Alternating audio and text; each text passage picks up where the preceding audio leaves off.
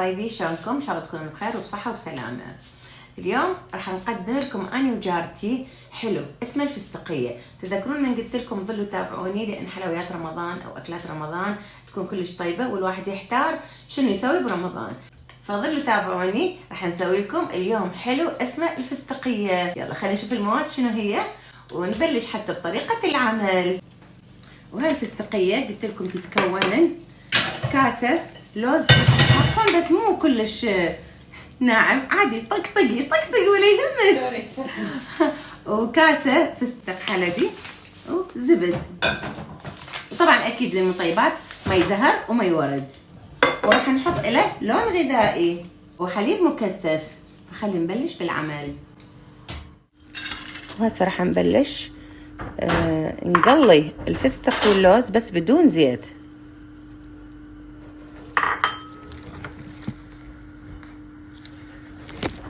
وقلبي.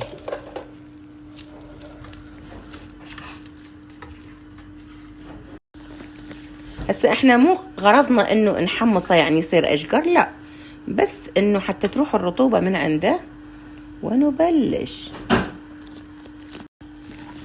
طبعا هذا الحلو الفستقية ممكن اللي يحب السكر يحط سكر، يعني شلون تذوبون سكر بالمي وتحطون، لا احنا بس راح نحط حليب مكثف شوية حتى نقلل من الحلا.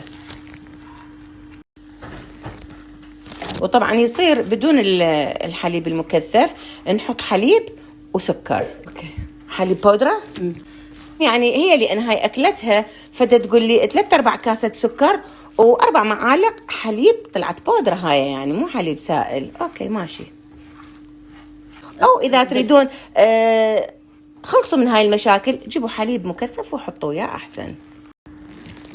وهسه بما انه فستق ولوز فراح نحط شويه لون غذائي، كيفكم اكو بودره وهذا سائل، بس هاي قليل جدا جدا حطيتي انتي. هسه راح نحط زبده، وهسه راح نخلط ويا الحليب المكثف. هسه راح نحط شويه مي زهر شويه مي ورد. خلاص كافي. كمان هسه راح نحط مي ورد. كافي بس. الله شوف الريحة تجنن. ايه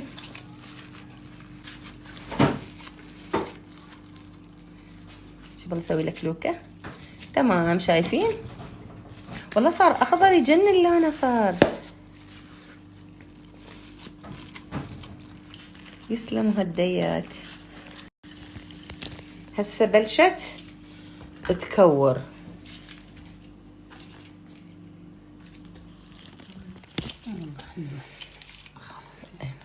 وهسه خلصنا. ياي ما احلاه. ودا نزينه بالفستق.